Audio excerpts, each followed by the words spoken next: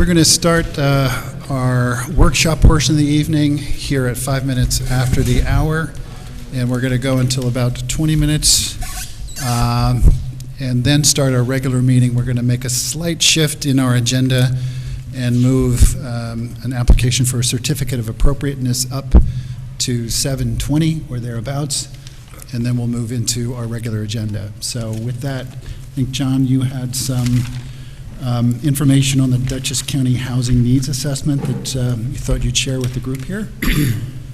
Yes. When we talked last time about the sort of things we should be looking at in the workshop, this came up. Affordable housing seems to be the hottest topic around Beacon, and it happens that the Dutchess County updated their housing needs assessment just earlier this year.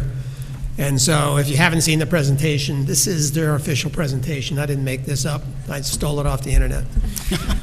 Or at least I edited it down. They had too many slides, but I made a shortened version of it so that we could go over their basic findings and recommendations. And then we could have a discussion from there if we have time. So housing needs assessments countywide. It looks at the existing housing stock and existing census figures and trends, and then tries to anticipate future demand and come up with recommendations. So they had sort of 5 or 6 basic findings.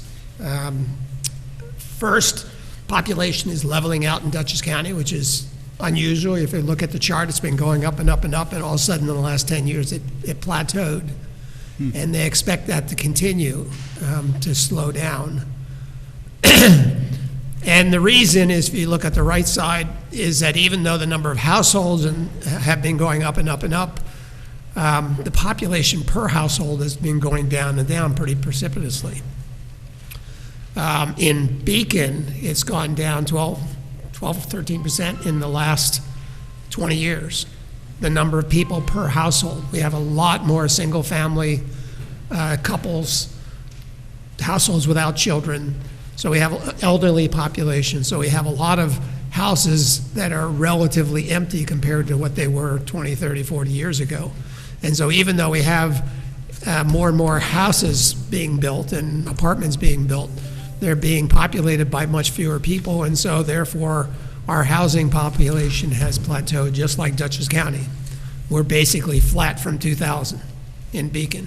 And it's hard to imagine because you think, well, it's such a bustling city. But in terms of population, it's leveled off. The other thing is that we're seeing an aging of the population. That's another function of how the household size has been going down, because we have a lot of elderly households, obviously without children, and a lot of times people are hanging on to their houses longer than they used to.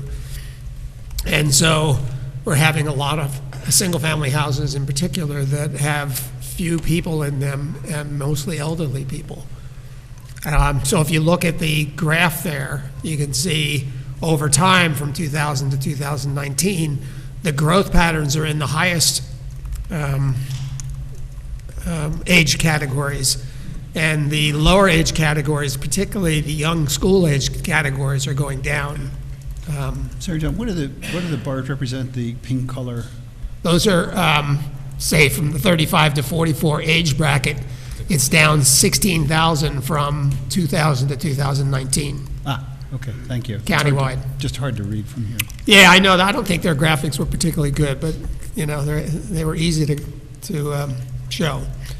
If you look on the right, the median age of Dutchess County has gone up and up and up. It's up over 42 years, and you know, nationally it's high, comparatively speaking, to other communities. The biggest population growth is in the 55 to 64 bracket. Mike. You have to use the mic, Eric. Oh, I'm sorry. So yeah, so it looks like the largest population growth is in the 55 to 64 age bracket. Which surprised me, because I would think the baby boomers, which are my age, sort of 65 and up, would be the highest, because they tend to be the bulge in the, but I guess some of us are dying out at this age, and so the next layer is the greatest growth. So that age category, the one you just mentioned, is represented as declining. Apparently so. As well That's as still above what it used to be, but it's not the highest Right. bulge in the age bracket. And then there's a significant drop in growth in the younger Yes. age categories. So when you think about, the need for jobs up here, it kind of starts to paint a picture. Workforce. Yes, and school enrollment has been going down steadily.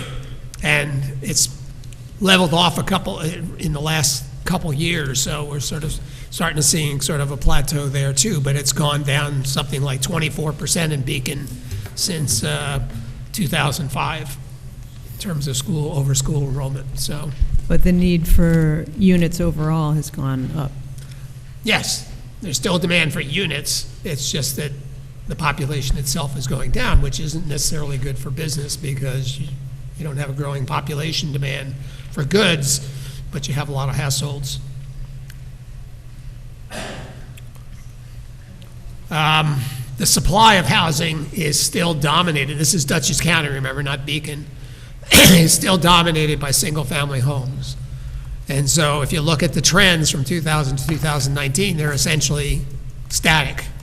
People are still up in this area buying and building single-family homes. Now, you do see, in terms of new construction, a larger percentage are larger apartment buildings than there used to be. But overall, it's still pretty much 70% of the new construction units are single-family houses.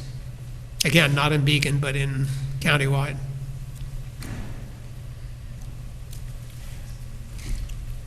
Incomes have lagged behind housing costs, and that's not surprising. Housing has been going up pretty steadily since the Great Recession, and in particular over the last 3 to 5 years. And incomes are not keeping up, and that's sort of the story everywhere. As a result, there's the bigger gap between what people can afford and what's available. And so if you look on the left, the home value is way above what the average home income is. And for rents, it's even more pronounced. And so if you look at the right, you can see in 2000, the median affordable rent could pay the median gross rent. That somebody could pay for what's out there on average. And that's been declining ever since.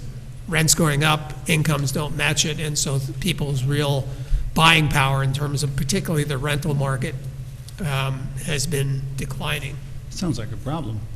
Oh, it is a problem. And this is current as of, am I reading that right, May 2022, right? So this is very recent. Yes. Now, it was based on apparently 19 numbers, which are estimates. And the 2020 census, which is not just coming out now, may change those numbers a little bit because I've always found the estimates to be less reliable. Sorry, less what? Less reliable. Reliable. Yeah, they have a bigger margin for error, and so you can't always rely on the 19 estimates. And we haven't got the full census numbers from 2020 to come in. We've got certain basic categories, but not all the detailed stuff that would allow you to update this analysis. I'm surprised they did this analysis and didn't wait for the 2020 census, but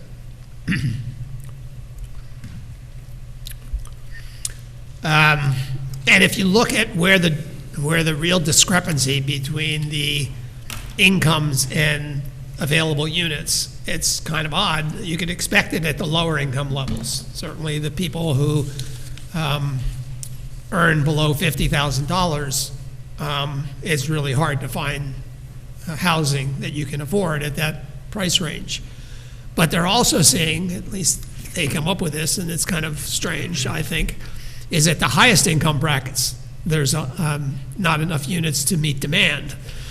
And so therefore they say, there's not enough luxury units out there to meet the demand for what people want.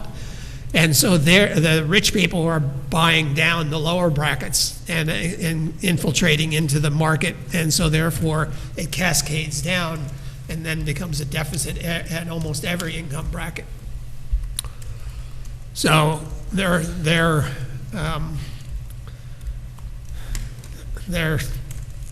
advice was to build more luxury housing to take care of the high-end market so that they didn't bump down middle class and bid up middle class housing, and of course subsidize housing for $50,000 and below. And that's on both the renter and the owner side of the equation. We don't have much sympathy for the rich people who can't buy what they want, right? I understand what you're saying, though, because if you have people who are looking for a high-end home and they can't find it, so they go and buy a less expensive home and then put an expansion on it or something. Right. But they are taking homes out of a range that would be affordable to a person who has less, and then it's like it's kind of cascading down. But on the face of it, it sounds, yeah, it's it makes you smile a little bit when you the idea of it. But I understand it.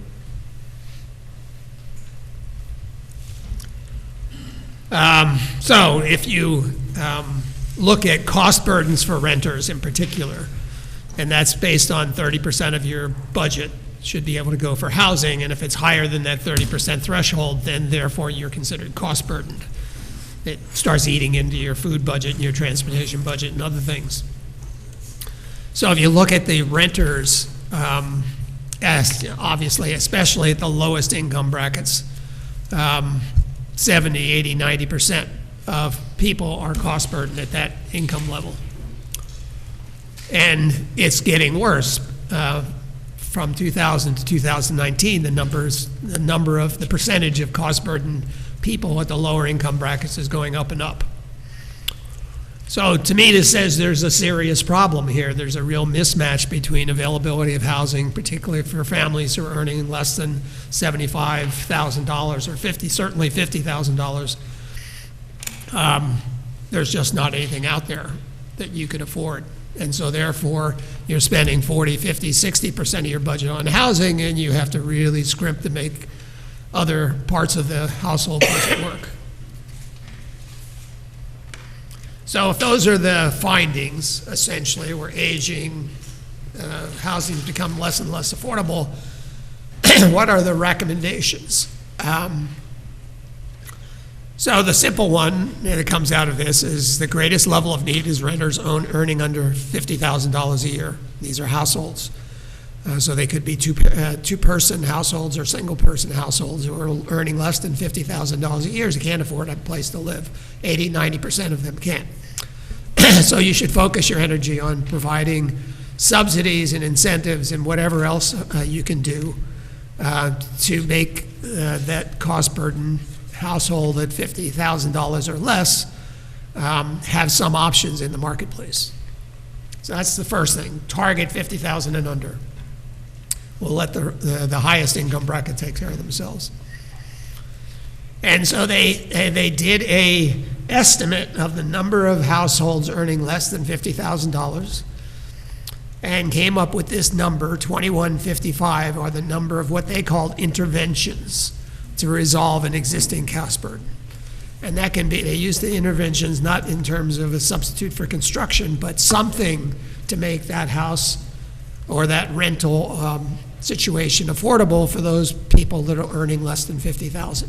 And that could be providing subsidized housing, or, for instance, providing more Section 8 vouchers that they can use in the private marketplace.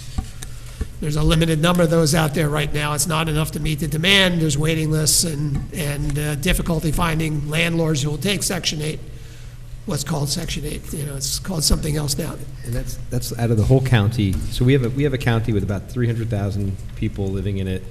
So they're saying there's a total of 2,155 households that fall into this category of the most burdened? Or is that just what they want to target as the Yes, I think the number they want to the number, I find this number to be incredibly low.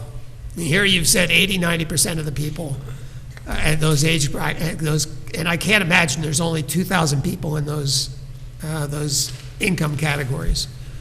And so therefore, let me finish up the recommendations and then we'll have discussion about it.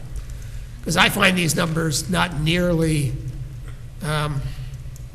justifiable. It seems to me we need a lot more than this. So the first thing is they came up with this number that's over 20 years. 21,555. And that means 108 per year countywide, which seems incredibly small, like a spit in the bucket. And then they apply, their second recommendation is to use a fair share approach, which is what they did in the previous housing needs assessment, meaning everybody, all the communities in Dutchess County should take a fair shot at meeting these goals. And so that means spreading it out amongst communities, that Beacon and Poughkeepsie would have more than Amenia and Dover, but Dover and Amenia, those rural towns, should take a fair share of it. And so these are the numbers they came up with in this report. For Beacon, it's 5 units a year for 20 years, which seems to me absurd. And I'm also of the opinion that places that have central locations with transit services and walkability and jobs availability, not like Amenia and Dover, but places like Poughkeepsie, Beacon, town of Poughkeepsie, town officials should take a larger share of the burden. And they do, because they prorated by population, but it does seem ridiculously small if you say there's all these thousands of people who are cost burdened. It doesn't seem enough to beat the demand. And so I called up the people who put this thing together, not the private consultant, but the county staff who worked on it with them. And I said, what's the story, And, they explained a lot of things away, and it's primarily about fair share and everything else. But I compared it to, say, the 2008-9, which was the previous version of this housing needs survey. And the numbers were much higher in those days, and the need was much less in terms of population. And why are they, lowballing it now? And I think, and this is what it wasn't what was said to me, this is but what I surmise, or at least I guess, is the reasons why these numbers are low. First of all, they want to put out a low number so that they meet it, and you don't want to put out high expectations and never meet it. That's what happened in 2008-9. They put out a housing needs survey. They put a lot of numbers. It was much higher in terms of everybody's target. And the recession came along and nobody met it because nobody built any housing from 2008 to 2012 or so. And so those numbers just went in the report on the shelf and nobody did anything. I mean, the danger, though, is you run the risk of sounding a little tone deaf when you say we have people who are in a dire situation because they're cost burdened. If we just help 5 a year, by 20 years, we could probably get them out of it. And it's like, who's going to last 20 years, for waiting for intervention? That was my complaint. And I still don't believe these numbers. But, this was the official survey. It went through a, vetting process with a steering committee made of local officials. There was somebody who was on the Beacon City Council who was on this committee. So I'm still waiting for a good explanation as to why the number seems so low. The second reason, so they wanted to have lower expectations because they wanted to be able to convince people to actually make the effort because it seemed like an easy number to match, right? So that's my sort of first suspicion. The second suspicion, and this is kind of a strange one, but all those baby boomers, people who are 75, are going to come, their houses are going to come vacant sooner rather than later. They're going to age out of all those houses that are sitting with elderly population in them. And there's a lot of them when you look at it. There's a lot of places, particularly in central locations, that have a lot of elderly population who are holding on to their homes until they can't hold on to them anymore, and that's a bulge in the population. And so they may anticipate that a lot of the housing stock is going to become available. A higher percentage of the housing stock is going to become available as the baby boomers pass on. That's a suspicion, but that's still a slow motion thing, and the need is great. So the first thought that I have that just would be interesting to me from a pragmatic standpoint, has anybody ever published any kind of numbers on what, and this is maybe sounds a little maybe too pragmatic and a little bit cold, but has anybody ever published numbers on what sort of population of people working in service-related industry do you need to maintain a city of a certain size? So when you have a city, you have restaurants, shops, stores, and everything that you've got to do to maintain, but often these are comparatively lower paid positions, right? But if you don't take care of those people, provide them with a place to live or a living wage, you've got them driving or busing themselves in from God knows where because they can't afford your standard of living in your environs, right? And I wonder if those numbers, if anyone's ever calculated that, how would that compare to the number of people they're saying are in this category that need intervention? It doesn't seem like, would 105 households staff all of the, minimum wage range or 50,000 or lower dollar jobs that you have to keep all those positions in Beacon running? No, I just don't see it. I think we ought to cut it off here, and maybe next time we'll pick it up with the discussion of where we go from here in Beacon, what we make of this, and strategies to go forward. Yeah, no, this is all very useful, interesting. Be curious to see how it may eventually down the road impact how we look at our zoning. Okay, so with that, we'll open our regular meeting a little bit early.